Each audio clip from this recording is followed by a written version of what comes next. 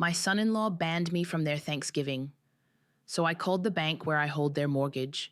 The smell of cinnamon doesn't fill the kitchen this year.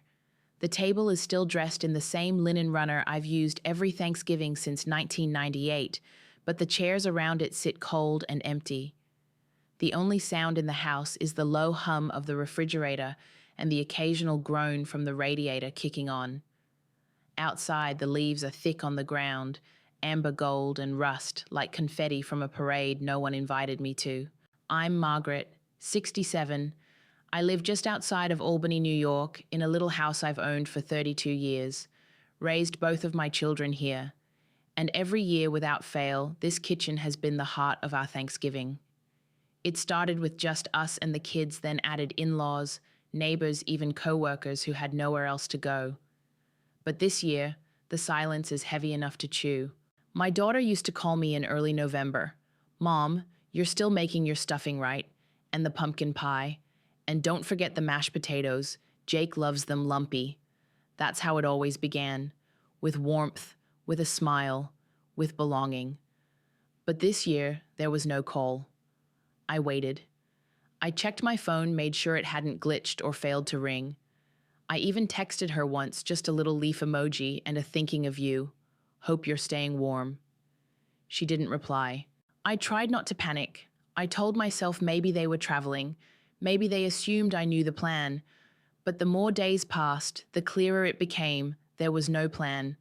Not one that included me anyway. I made the pie anyway. I always make the pie. I took out the same dented tin and used the same handwritten recipe I've used for 40 years, my mother's script still smudged with butter and age. I cubed the bread for stuffing, peeled the potatoes, even brined a turkey breast just in case. But I didn't set all 8 places. I set one, just mine. I cut into the pie alone at 4:32 p.m., the same time we usually said grace. The first bite was warm, but I couldn't taste it. I put my fork down after 2 mouthfuls. My eyes stung, and I felt something I hadn't felt in a long time. Not just sadness, not just loneliness, erased. I tried to picture what their table looked like, my daughter, my son-in-law, and my granddaughter. Were they laughing? Passing rolls around the table I helped them build with my own money. Were they drinking wine I used to buy sitting in the house I helped them get? Did they even notice I wasn't there? I've never been one for drama. I don't yell. I don't demand. I've always believed that if you're kind and steady, the people you love will find their way back to you. But sitting in that kitchen fork, idle in my hand, I felt a slow, quiet shift. Something internal and irreversible. Not rage, something colder, quieter, more deliberate. Because I remembered something. That house they live in, the one with the big bay window and wraparound porch and double garage, they couldn't have gotten it without me. I remember the day clearly. My daughter called me crying from their old rental. The landlord had raised the rent again, and they couldn't save a dime for a down payment. We've tried everything, she said. We just need help to get through the mortgage approval. If we could add your income, co-sign the loan, we'd qualify. Just to get it, Mom. You wouldn't owe anything. It'd just be paperwork. And I said yes. Of course I did. I didn't hesitate. I pulled out savings I'd meant to use for kitchen renovations and paid their closing costs. I went down to the bank, met with the loan officer, signed the forms. This is just a technicality, they said. You won't even be on the hook. But I didn't care about the fine print. I cared about my daughter. I believed in her family. But now I sat alone while they passed mashed potatoes without me. I pushed the plate away, stood up from the table, and walked slowly down the hallway to the back room where I keep all my old files. It smelled faintly of cedar and dust. In the second drawer of the cabinet, tucked behind tax folders and warranty slips, I found the yellow envelope I hadn't touched in years. It still had the bank's seal. It still had my name listed. I read it 3 times just to be sure, and then I sat down. That was the moment. The moment it all shifted from heartbreak to clarity. If you were in my shoes, what would you do? Would you let it go? Would you send another text and hope to be let in again? Or would you finally admit that the door had been closed? The day after Thanksgiving, I watched the world return to normal like nothing had happened. People were lining up for Black Friday deals, kids playing outside, neighbors stringing up lights. But inside my house, the quiet was still thick. It sat on my shoulders like a wool blanket soaked in grief. I tried not to look at the photos on the wall, the ones from past Thanksgivings where we were all still pretending things were okay, where I was still grandma and mom and not whatever I am now, forgotten, excluded, unnecessary. The worst part wasn't the silence on the holiday itself. It was the silence leading up to it. 3 weeks before Thanksgiving, I had gone shopping at the local farmer's market like I always do, picked up fresh sage nutmeg, 2 sugar pumpkins, and a little bottle of local maple syrup for the glaze. I kept the traditions going even without being asked, even without confirmation. Because you don't cancel family, that's what I thought. But days passed. My phone didn't ring. My daughter Natalie used to call at least twice a week. She'd fill me in on their plans, on the baby's milestones, what new word she learned, how many teeth she had, whether she liked the soft carrots or the mashed peas better. That week, nothing. I left her a voicemail. Hey, honey, just checking in, wanted to see if you still wanted me to bring the cranberry sauce. Love you. I kept it light, breezy. I told myself she was busy. Babies are a lot. Marriage is a lot. I convinced myself that I was being overly sensitive. I even laughed at myself out loud. Margaret, I said to the sink as I washed dishes, you're not the center of the universe. But a part of me knew, before she even responded, before it became official. I knew something was shifting. A week before the holiday, I finally got a reply. Not from Natalie, from Jake, my son-in-law. The man I always tried to keep the peace with even when he raised his voice at her during a barbecue or joked about how emotional women were. I bit my tongue for years, for her sake. His message was exactly 5 sentences long. Hi, Margaret. Hope you're well. This year we're keeping things small, just the 3 of us. Natalie is really needing rest, and we want to avoid too much stimulation for the baby. Thanks for understanding. Take care. There was no, maybe we'll drop by after. No, let's do a separate dinner. No, love you. It was as clean and cold as a formal notice, like I was a name on a list he crossed off. I must have read it a dozen times. I didn't even reply. What was there to say? Thank you for uninviting me from my own family. Thank you for deciding without me that I'm no longer needed. And still I waited. I waited for my daughter to call and say, Mom, I didn't know he sent that. Of course we want you here. I waited for her to send a photo of the baby in a little turkey onesie. I waited for something, anything to suggest that what we had wasn't completely gone. It never came. And that silence, that absence, it screamed louder than any cruel word ever could. What they didn't understand, what he didn't understand, is that it's not about one meal. It's not about turkey or pie or even tradition. It's about place. It's about being someone's mother and someone's grandmother and knowing that you still matter in that circle, that you're not disposable. I didn't raise my daughter to become this version of herself, meek and quiet, always deferring to someone else's decisions. I raised her to speak up, to choose people, to protect family. But something changed after the baby came. Or maybe the change was always there and I just didn't want to see it. There's something devastating about watching your child become a stranger, especially when you know who's pulling the strings. After the message, I kept busy. I reorganized the spice rack, cleaned the grout in the bathroom with an old toothbrush, even trimmed the hedges, though it was nearly December. Anything to avoid sitting still long enough to feel the weight of it, but the truth always catches up with you. And when I sat down that evening with a lukewarm cup of tea and looked at the glowing windows of every other home on the block, families gathered lights, twinkling silhouettes passing dishes across tables, I felt something unravel inside me, something deep. Something maternal, something that had had enough.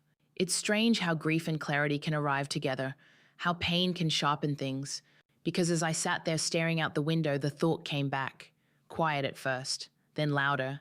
They're living in that house because of me. They're sitting at that table under that roof in a neighborhood they never could have afforded because I said yes when no one else would.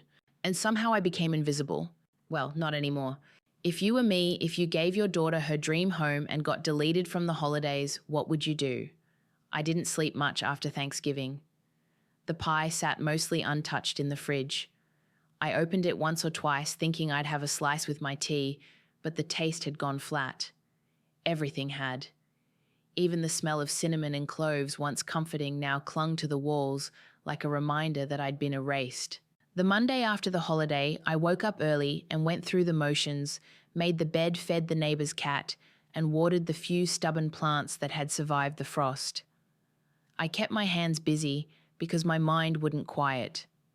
And then, without really thinking about it, I picked up the phone and called my daughter. I didn't plan what I'd say, I didn't rehearse it, I just needed to hear her voice. It rang twice, then again, then a click. But it wasn't Natalie. It was him, Jake. Hello. His voice was flat, alert, like he'd already decided this wasn't going to be a pleasant call. I hesitated. Jake. Hi. Is Natalie there? A pause, just long enough to hurt. She's putting the baby down. I waited, expecting him to hand the phone over or say he'd call me back, but he didn't. Instead, he added, Did you need something?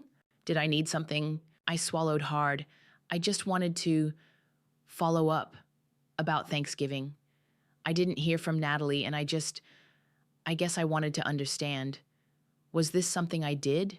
Another pause. Then, cool as glass, he said, It's not about what you did, Margaret. It's about what we need. Natalie's overwhelmed, and frankly, your presence tends to make things more stressful for her. I felt the breath leave my body. My presence, I asked, my voice cracking. You're intense, he said. You have a lot of opinions. And when you're around, she feels judged. We're just trying to keep things calm for the baby. That's all. Judged, I'd walked on eggshells around him for years. I'd made myself smaller to keep the peace. I'd smiled through his dismissiveness, his controlling little digs, the way he corrected Natalie in front of people. I kept showing up anyway, with gifts, with meals, with love. I see, I said softly, gripping the phone tighter. So this was your decision. It was our decision, he said quickly, and we need you to respect that. Please don't make this harder than it has to be. Don't make it harder. The words looped in my mind, as if I was the difficult one, as if I had been the problem all along. I think that's when the anger finally cracked through the sadness. It wasn't explosive, it was cold, focused. The kind of anger that wakes up slowly but fully. The kind that doesn't scream. The kind that acts. Okay, I said, my voice low. Thank you for your honesty. He sounded surprised, that's all. That's all. I hung up before I said anything more. I didn't cry, not this time. Instead, I went to the kitchen, poured myself a cup of lukewarm tea, and sat down at the table with the envelope from the filing cabinet, the one with the bank documents inside. I had co-signed on that mortgage 5 years ago. They had just had the baby. Jake was between jobs. Their credit wasn't great. Natalie had called me sobbing, saying they'd found their dream home, but couldn't qualify for the loan. If you co-sign, Mum, we promise we'll handle everything. It won't even affect you. We just need your name to push it through. My name. That's what they needed. And I gave it, without hesitation, without asking for anything in return. I helped them buy that house. I helped them have the Thanksgiving they excluded me from. And now I was intense, judgmental, unnecessary. Well, if my name didn't matter as a mother anymore, maybe it still mattered on paper. I looked up the bank's number online, same branch I'd signed the documents at all those years ago. I didn't know exactly what I was going to say, but I knew I needed to ask some questions. Quiet ones, legal ones, because something inside me had shifted. I wasn't going to yell. I wasn't going to beg. I was going to remember who I was. If you were me, if you were told your presence was too much after giving everything you had, would you stay quiet? Would you wait around to be invited again? Or would you finally start reclaiming what they built with your name? The next evening, my phone finally buzzed again. It was Natalie. Not a call, a text. Hey, Mom, just wanted to say sorry if the holiday hurt your feelings. Jake didn't mean anything by it. It's not personal. We're just trying to create a peaceful space. Hope you understand. Love you. I stared at the words for a long time. It's not personal.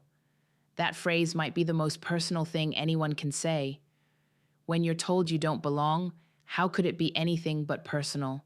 I didn't reply right away. I didn't know how. Not because I didn't have words, but because I had too many. They swirled in me, memories, warnings, tenderness turned to sorrow, and underneath all of it, a rising clarity. I read the message again. She said Jake didn't mean anything by it, as if exile is something casual, as if being left out of your grandchild's life for the sake of peace is something a mother can just accept with grace. And yet I could hear her voice behind the words, tired, careful, afraid. I knew that voice. I used to have it. There's a specific kind of silence women learn when they're trying to keep a man from raising his voice. Natalie had learned it well. She used to be loud as a little girl, confident and direct. But somewhere along the way, her voice thinned out. She stopped making decisions. She started asking permission for things she never used to. Let me check with Jake. Jake doesn't like that kind of food. Jake thinks we should wait. And now Jake thinks her mother's presence is too much. It wasn't the first time I'd seen that pattern, but it hit differently when it was your daughter on the other end. That night, I went to the back room again. I pulled the mortgage envelope out and spread the pages across the dining table. There it was, black ink, clear as daylight. My name was listed on every page as a co-signer, and the home deed held a joint claim contingent on the original loan terms I had helped secure. I flipped to the amortization schedule. They had 23 years left on the loan. They had made every payment sure, but technically, I still held financial stake. And legal power. I wasn't going to march down there and rip the rug out from under them. That's not who I am. But I was going to make sure they understood I'm not invisible. I'm not a ghost. I'm not a broken ornament to tuck away when the tree gets too crowded. I'm their mother, their foundation, and they'd built that life on top of me. The next morning, I sat at the kitchen table and wrote a response to Natalie's text. I kept it short. Not sharp, but not soft either. Natalie, thank you for your message. I understand you're doing what you think is best. But I need you to know being cut out of my own family's holiday didn't feel peaceful. It felt like abandonment. I've given all I could for years, and I deserve better than silence. I love you, but I won't be erased. I hit send, and then I picked up the phone and called the bank. The woman on the other end of the line remembered me. Margaret Keane. Of course I remember co-signing with you for your daughter and son-in-law. That was 5 years ago. I smiled sadly. Yes, that's right. She pulled up the account.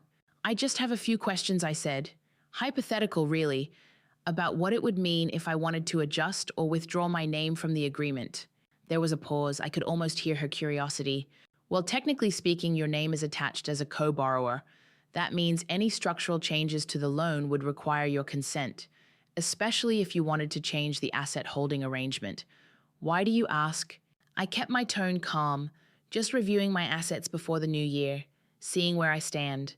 What I didn't say, I was standing in a place they thought I'd already vacated. That night I didn't cry. I didn't even feel sad.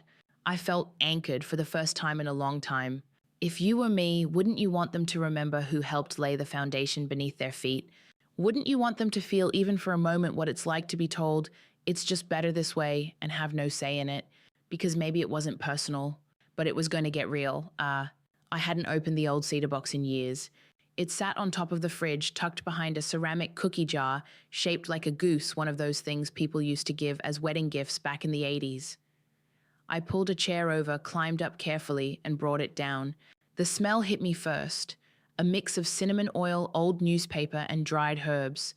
That box had held more than just recipes, it held my life. Inside were the index cards written in my mother's sharp cursive stuffing, with sausage and sage cornbread casserole pecan pie with a splash of bourbon. Some of the cards were stained with butter, others had flour dust in the creases. There were notes in the margins. Add more time if guests are older, and skip nuts if serving Natalie's third-grade class. I touched the corner of one with my finger and just stood there, remembering. When I was a little girl, Thanksgiving meant waking up at 5 a.m. to the sound of my mother chopping onions in her robe. The Macy's parade would play on the small kitchen TV, and we'd laugh at the clowns and balloon disasters. We didn't have much, but we had tradition. We had ritual. We had presence. I tried to give that to my children, and for a while I thought I had. Natalie used to beg me to make my cranberry orange relish. I still remember the first time she helped with the turkey. She was only 9 and kept dropping cloves into the pan like they were tiny cannonballs. We'd giggle until our sides hurt. Those moments were more than holiday fluff. They were the stitches in the fabric of our bond. Now she sits at another table serving another meal under another man's rules, and I'm left with recipes and an empty seat. I found the card for pumpkin pie and turned it over. On the back was a note she wrote to me when she was in high school. Mom promised we'll always cook Thanksgiving together even when I'm married and old. Love, Nat. I sat down hard in the kitchen chair, the card pressed to my chest. That promise was broken. I didn't need a grand gesture from her. I didn't need an apology carved into a pie crust. I just needed to matter. I just needed to be asked. Instead, I was treated like a threat, like my love was somehow a problem to solve. Jake didn't grow up with family like this. His parents were divorced before he could read. Holidays were battles over custody and cheap takeout dinners. I never judged him for that. I just wanted to give them something better, something solid. And now he'd decided I was too much. And my daughter, my sweet Natalie, let him. I put the box back on the counter and opened a drawer for tape. I sealed up the envelope from the bank, neatly marked the pages with post-it tabs, and slid it into a folder labeled House Bridgeway Lane. It felt like organizing grief, but it also felt like preparing for something more. I wasn't doing this to be spiteful. I wasn't plotting revenge. I was just done pretending I didn't matter. I sat at the table for a long time, staring out the window as the sun slipped behind the trees. My neighbor's kids were building a snowman. I remembered when Natalie and her brother used to do that. She'd always name hers Mrs. Frosty and give it earrings made of berries, back when I was still the center of her world. But now I was expected to shrink, to disappear politely. What they forgot is this: I may be a mother, I may be a grandmother, but I am also a woman who knows her worth. I have paperwork, I have patience, and I have memories etched in pie crusts and mortgage clauses alike. And if they think I won't defend my place in this family, well, they've mistaken grace for weakness. Tell me something. If you gave your life, your time, your money, and your recipes to build a legacy only to be dismissed with 5 cold sentences, would you sit quietly? Or would you open the drawer, find the documents, and remember the power of your own name? I didn't notice it at first, not really. It crept in slowly like a fog rolling over still water, gentle, almost invisible.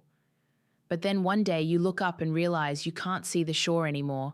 Before the baby, Natalie would call me 3, sometimes 4 times a week, even after she married Jake. She'd call me after work, after yoga, when she burned rice or just needed to vent.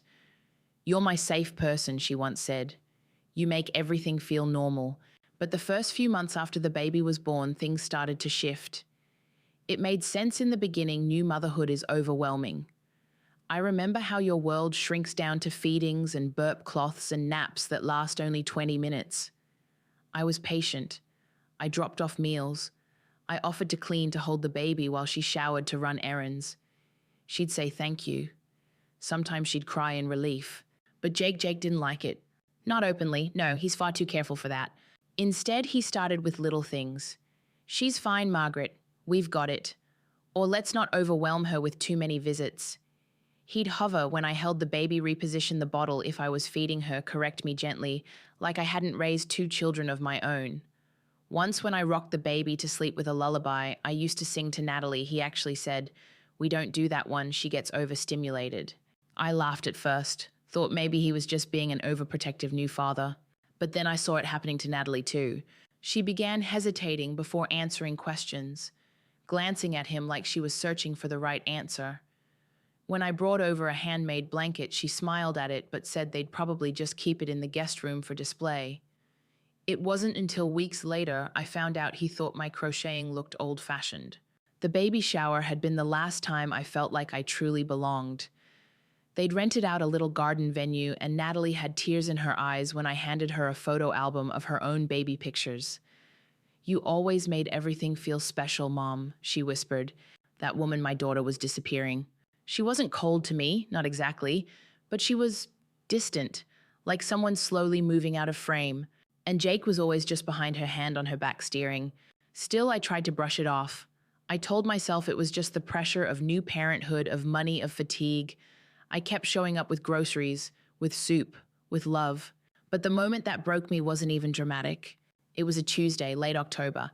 I had driven over to drop off a Halloween costume. I'd sewn myself a little pumpkin jumper with a green knit cap. Natalie answered the door, holding the baby, but Jake was the one who spoke. He didn't say hello. He just looked at the costume and said, "Oh, we actually already ordered something from Etsy." Natalie didn't meet my eyes. I stood there for a second, holding the wrapped gift like it was something poisonous.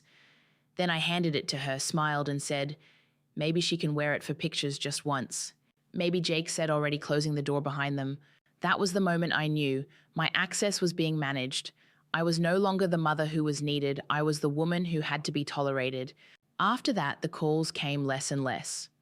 I stopped being asked to babysit. I only saw my granddaughter in photos filtered through text messages with no context, no conversation. Sometimes the picture came days after I sent a thinking of you text. Sometimes not at all.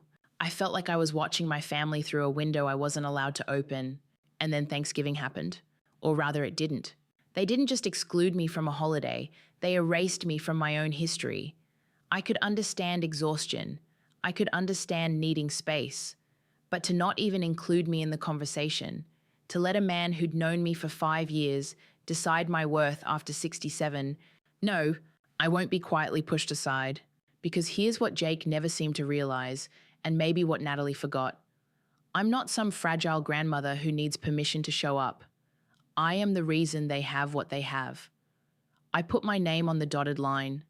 I gave up part of my financial security for them to have a home, and now they want to pretend I'm some distant obligation, that I don't belong at the table I helped build. No, no more. I took the folder from the drawer and laid it out again. I underlined the clause that said co-borrower consent required for sale, refinance, or property reassignment. Let him try to erase me now. Let him try to pretend I'm invisible. I helped create this family, and I would not go down quietly while someone else tried to rewrite the ending. If you were me, would you still be waiting on an invitation? Or would you finally remind them who made the feast possible in the first place? I used to tell myself Natalie was still in there. That beneath the half smiles, the delayed replies, the carefully worded texts, my daughter still existed, bright, bold, the girl who used to sing at the top of her lungs in the kitchen while we made pancakes on Sunday mornings. The girl who once stood up to her high school principal because he suspended a student for wearing jeans with holes. That version of her fearless warm fire in her chest would never have let anyone silence me. Would never have stood by while someone spoke over me, diminished me, erased me from the very life I helped nurture. But people don't vanish all at once, they fade. And Jake, he didn't shout or slam doors. He didn't call names or throw punches. No, he was much subtler than that. He managed the narrative. He redirected affection. He built walls one tiny word at a time. I noticed it first in the way he answered for her. I'd call to ask if Natalie wanted to come to the flea market or if she had time for coffee. Jake would pick up and say she's napping or she's just swamped or she said she'll text you later. But she rarely did. When we were together, he'd always sit beside her too close, like he needed to monitor the air around her. If I said something even mildly opinionated, I'd see Natalie's eyes dart to him. He didn't need to correct me. He just needed to exist in the room, looming like a closed door behind her smile. I remember the baby's first birthday party. I offered to help set up balloons, make the cake. Just bring napkins, Natalie had texted. Napkins. After everything.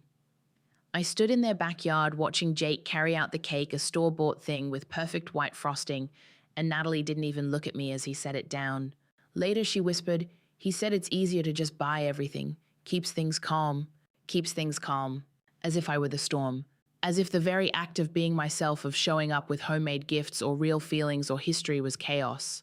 He didn't need to ban me outright. He just made showing up feel like walking into a room full of glass. And she let him. And I loved her anyway. That's what mothers do, isn't it? We keep loving, even as we're being slowly pushed to the edge of the frame. We love while we disappear. But I am not disappearing anymore. I reread the clause in the loan document for the 3rd time that evening. It was all there in precise legal language. My consent is required for any refinancing or sale of the property. I remembered the bank manager walking me through the agreement when I co-signed. This is serious, Margaret. You're putting your name on the line. You'll be just as responsible as they are.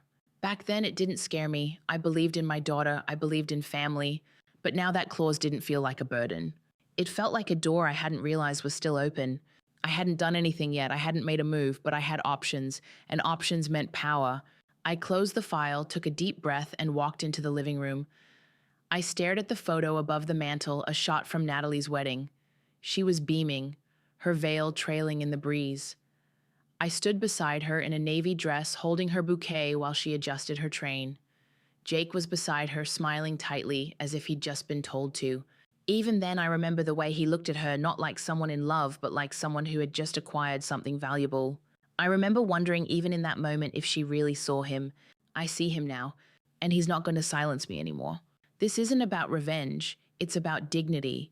It's about reminding them, and maybe reminding her, that I am not some relic from a life before Jake. I am the foundation. I am the reason they could take out that loan, decorate that nursery build, that picture-perfect little family. And if I don't stand up now, then I'm complicit in my own disappearance. Tell me honestly, if you were watching your daughter slip away, watched her life shrink to fit the shape of someone else's demands, would you keep waiting for her to speak up? Or would you finally speak for yourself? It was supposed to be a small gesture, a quiet one. I didn't want to make a scene, didn't want to push. I just wanted to remind them I was still here. 2 weeks after Thanksgiving, I stopped by their house. Unannounced, yes, but only because I knew they'd find a reason to say no if I called first. I had a bag in the back seat of my car, some winter clothes I'd knitted for the baby, and a soft Christmas book Natalie had loved as a little girl. I'd found it in a dusty box under the stairs, the night tree. She used to insist we read it under the glow of the tree lights, her head resting on my shoulder, her thumb still finding its way to her mouth, even though she swore she'd outgrown it. I wanted her daughter to have it now. I wanted just for a moment to feel like I was part of something again. I pulled up around 4 p.m. The lights were already on, warm yellow glow in the windows, a wreath on the door, holiday music playing faintly from inside. I stood at the porch, heart pounding harder than it should have. It was a home I helped them buy, but it felt foreign now, like standing outside someone else's happiness. Natalie opened the door. Her eyes widened with surprise. Mom, her hair was tied up messily, and there was a smear of something orange on her shoulder. Baby food, probably. She looked tired, thin, not unwell but dimmed. I was just passing by, I lied. Thought I'd drop off a few things for the baby. She hesitated, glanced over her shoulder. I won't stay, I added quickly. Just wanted to leave these with you. She opened the door a little wider, then stepped onto the porch, closed it behind her. Not a good sign. Oh, that's sweet of you, thanks. Her smile didn't reach her eyes. I looked past her through the front window. That's when I saw it. The dining room. Set for 3. 3 plates, 3 chairs, one of them a small booster seat pulled up to the table, but no high chair. I had bought them a high chair, a beautiful one wooden sturdy with an adjustable tray and a nameplate I'd had engraved Ellie 2022. It was expensive. It was meaningful. It was gone. I saw no trace of it. Not tucked in the corner, not folded up nearby, just gone. I swallowed hard. Maybe it broke, I told myself. Maybe they replaced it. Maybe it's in the other room. But the truth settled over me like snow on the shoulders. I was being erased. Not just from the holidays, from the home, from memory. Natalie reached for the bag. I'll give this to her after dinner. She's just about to eat. Of course, I said, forcing a smile. I won't keep you. I turned to leave. Mom, she said quietly. I paused. She misses you. I know she does. She grabs your photo off the shelf sometimes. I closed my eyes, my throat tightened. You can always text, she added softer now. Can I asked without turning around. There was a long silence behind me. Then nothing. When I got back to my car, I sat in the driver's seat for a long time without starting the engine. I looked at their house, at the little glowing windows, and the life I used to be part of. I imagined the baby's laugh, the mashed carrots on the tray, the little claps when a spoon landed right. All the things I wasn't there to see. All the things I used to be the center of. They had taken the chair out, the one with her name on it, the one I gave them. I didn't go back for Christmas. I didn't send a card. I sent something else. A letter, not to them, to the bank. A formal inquiry, a gentle nudge, a reminder, because they may have erased the chair, but they hadn't erased me. I was still here, still signed, still standing, and if they wanted a life without me, they might just get it on very different terms. Tell me, if someone removed every trace of you from the life you helped build, would you let them, or would you remind them that chairs can be taken away just as easily as they're given? The day I mailed the letter, I used the good stationery, thick cream-colored pages with a soft blue border. I bought them back when I still sent handwritten notes to my bridge club. Most of them have passed on now. Funny how paper outlives people. But this wasn't a note, this wasn't sentimental. It was business. I slipped the folded letter into a manila envelope added the copies I had neatly labeled Mortgage Agreement Co-Borrower Consent Clause Deed of Title. I double-checked that my return address was clear.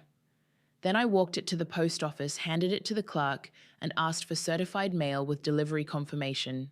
Legal correspondence, the young man behind the counter asked. I nodded once. He didn't press. Back home, I opened the filing cabinet drawer where everything had been stored for years, receipts, home insurance warranties for appliances long gone. And there in the back was a copy of the check I'd written 5 years ago, $42,000. I had cashed in a portion of my retirement fund for the down payment Natalie and Jake needed. At the time, Natalie cried when I handed it to her. "You don't have to do this, Mom," she said. "It's too much." I smiled and told her, "You're my daughter. It's not too much, it's what we do." I had done it with love. But love, I've learned, doesn't always get repaid in kind. That check, along with the deed and mortgage agreement, formed a paper trail most people would never expect a quiet older woman to keep track of. But I had. Not because I thought I'd need it, but because I came from a generation that saved everything, just in case. Now it wasn't just in case, now it was evidence. Evidence that I wasn't crazy, that I hadn't imagined my role in their life, that I hadn't made up my contribution. Evidence that I mattered. That weekend, I cleaned out more than just the drawer. I went through old photos, tossing the ones that no longer brought warmth, ones where Jake's hand rested possessively on Natalie's shoulder, or where I stood at the very edge of the frame. There were so many where I looked happy, but not seen. Funny how you can be in the middle of the picture and still not be included. I also found something else, something I hadn't thought about in years. My own mother's journals. She wrote in spiral-bound notebooks every night until her hands got too shaky to hold a pen. I hadn't read them since she died. Flipping through the yellowed pages, I stumbled across a line she'd written after her 70th birthday. "Children think you forget, that you shrink, but you don't.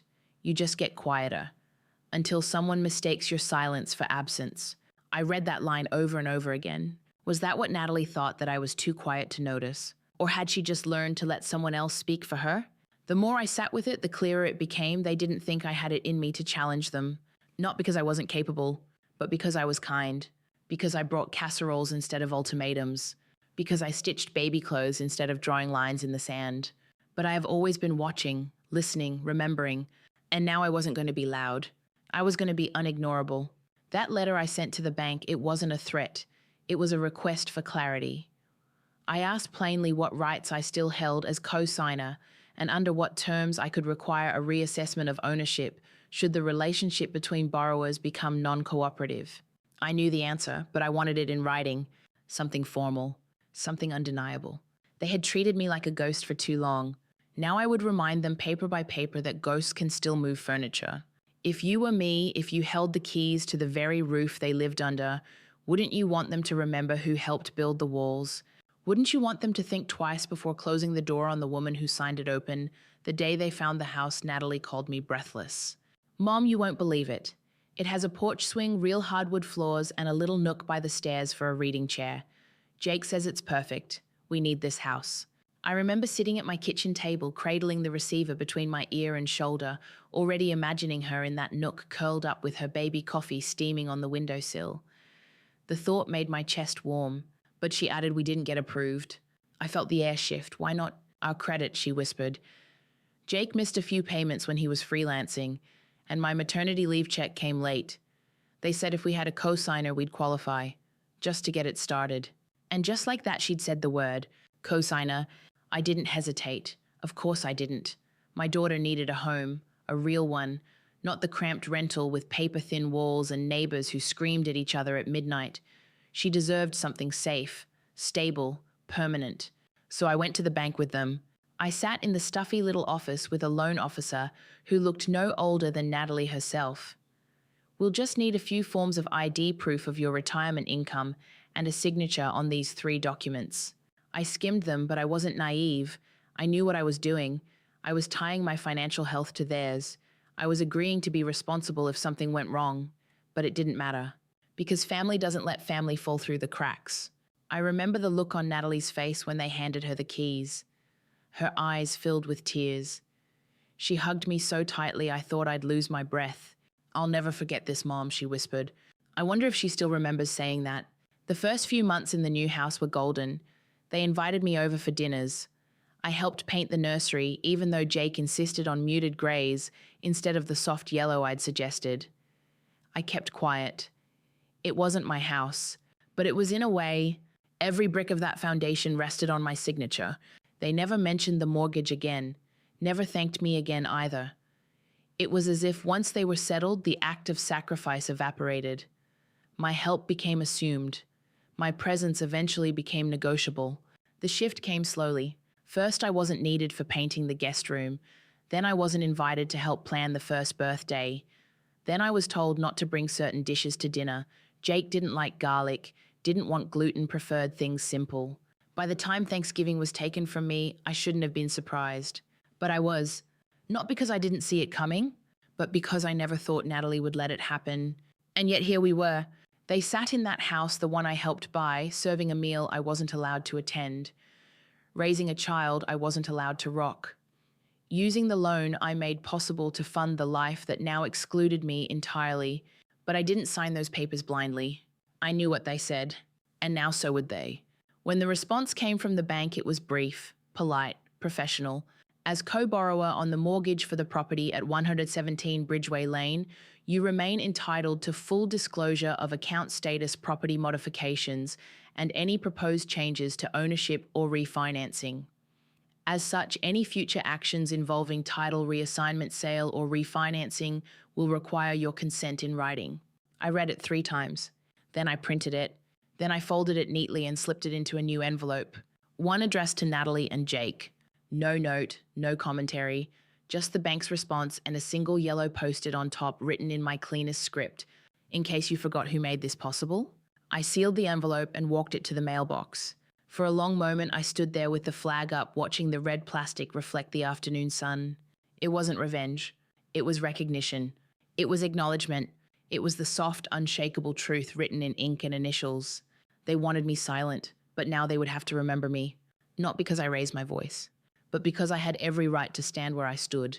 Tell me, if your generosity had been weaponized against you, would you still sit quietly on the sidelines? Or would you use the very document they depended on to remind them you are not gone? I didn't expect them to call right away. No, people like Jake don't react instantly. They need time to process the threat. Not because they're afraid, at least not at first, but because they're trying to calculate, to twist, to decide how much of the truth they can afford to ignore. So when I sent the bank letter, I gave it space. I didn't hover by the phone. I went about my routine. I washed the curtains, cleaned the grout with baking soda and vinegar. I clipped recipes for Christmas cookies I probably wouldn't bake this year. And then 3 days later, the phone rang. The house was quiet. I was in the middle of dusting the picture frames, my wedding photo, Natalie's high school graduation, a baby photo of my grandson from my son in Chicago. I picked up the receiver, steadying my voice even as my hand shook. 5 rings.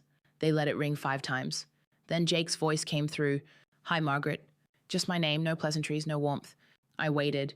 He sighed a long exhale that tried to sound tired, but it carried a sharp edge. "We received your letter." I didn't answer. "I'm not sure what you're trying to accomplish with this. You do realize this could destabilize everything." There it was. Not concern. Control.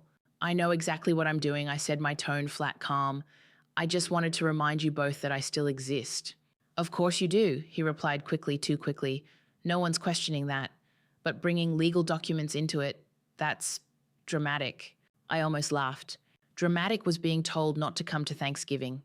Dramatic is watching my daughter become a stranger in her own home. "This," I said softly, "this is just paperwork." Silence. Then Natalie's very upset. A flicker of emotion cut through me. I hated that it still worked, mentioning her name like that, lacing it with guilt. He used her like a shield every time, hid behind her.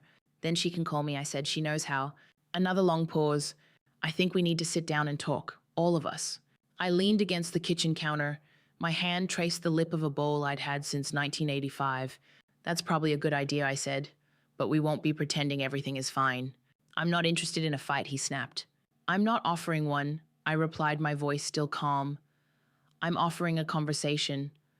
One I should have had with my daughter 5 years ago before I signed away a piece of my future to help build hers." His breath caught just slightly. And that's when I knew he hadn't expected it. Not really. He thought I'd bluff. He thought I'd cry. He thought I'd be the same woman who swallowed her feelings at the baby shower and the same mother who smiled through tears when I saw the high chair was gone. But that version of me, she had packed up the recipe box, sealed the bank envelope, and stepped out of the fog. "You're not the only one with control, Jake," I said quietly, "and the next conversation we have, it won't be on your terms." I hung up before he could say anything more. And for the first time in months, I stood straighter. Not because I wanted to hurt them, not because I wanted power, but because I was tired of disappearing. That evening, the house was quiet again. I made a cup of tea and sat by the window. The street was covered in frost, the first hints of December settling into the sidewalks. Somewhere in that same cold twilight, my daughter was probably holding her baby, wondering what her mother had become. But I wasn't becoming anything new. I was just remembering who I'd always been. If you were me, if someone finally called only because they realized you still had power, would you answer with softness? Or would you speak with the kind of quiet strength they never thought you still carried? I got the call from the bank 2 days later. It was the same woman I'd spoken to weeks ago, Amanda, polite and even-toned, the kind of voice that doesn't rattle easily. She confirmed receipt of my letter and said they'd completed their review. "Given your standing on the loan, Mrs. Keene," she said, "we're obligated to inform you of all future changes to the property's ownership, refinancing, or sale. Should there be any attempts to adjust those terms without your consent, we would be required to pause or legally intervene." Her words weren't dramatic, just factual. But hearing them said out loud, it was like watching a door swing open in a room I thought I'd been locked out of. "I understand," I said. "Would you like to pursue a formal reassessment?" Amanda asked. "We can initiate a shared interest evaluation. It's rare, but well within your rights." I paused, not because I wasn't sure, but because something inside me, something old and maternal and still aching, still hoped I wouldn't have to go that far. "I'd like to wait until after the holidays," I said, "but I want it noted, just in case."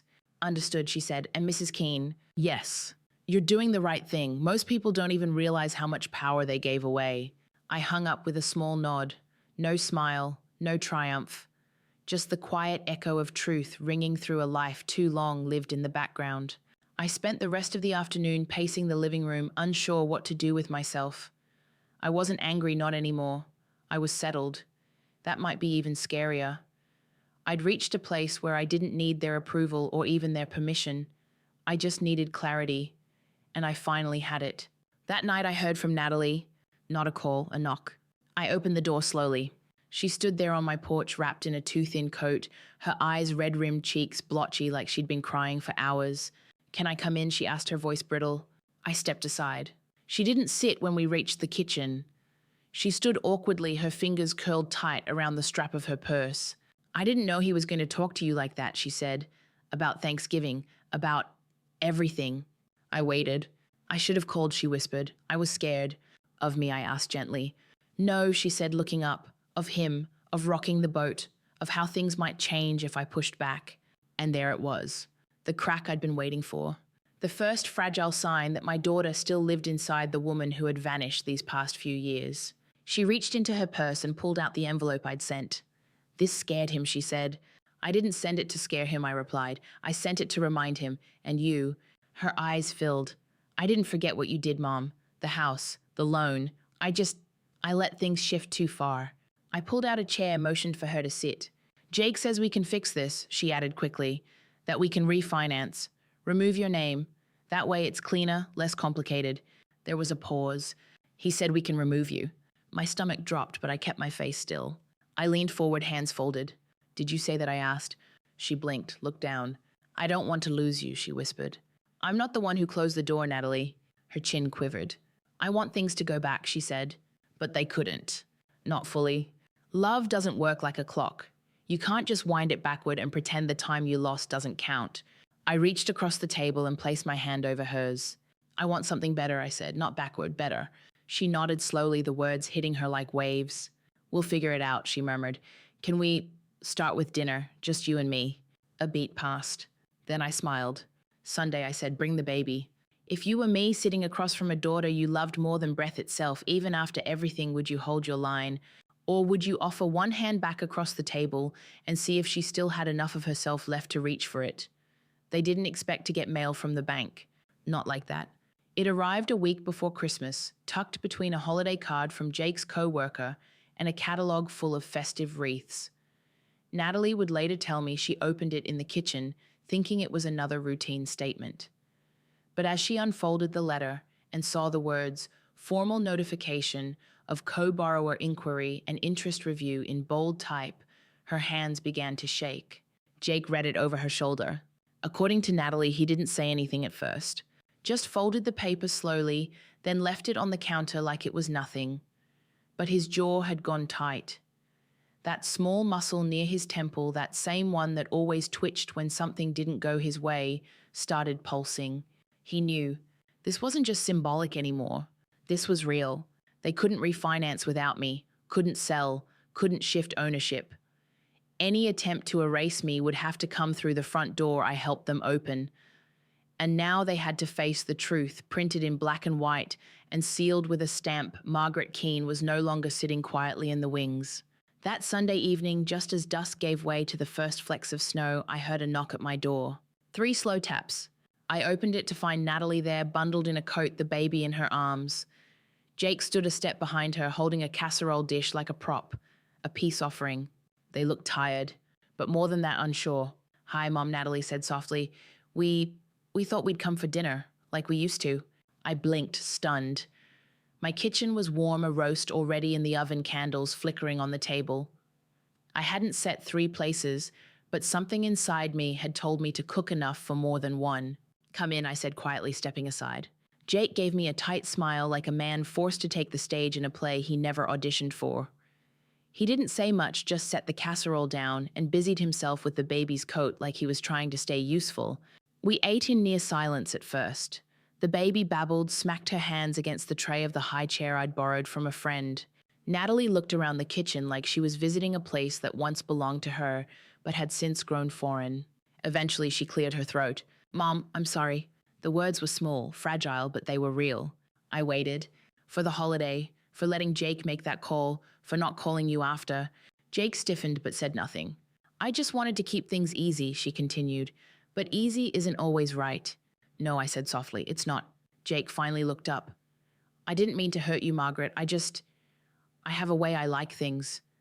I was trying to keep Natalie from being overwhelmed. By removing her mother, I asked gently, no edge in my voice. He looked down. I didn't think it would matter that much. It was the most honest thing he'd ever said to me. "You made that very clear," I said. He nodded once. The silence afterward wasn't heavy, it was necessary. Natalie reached across the table, her fingers brushed mine. "I don't want to lose you," she said. "Not over this. I don't want my daughter growing up not knowing the woman who taught me everything good I know. Something deep inside me, something wounded and raw, exhaled.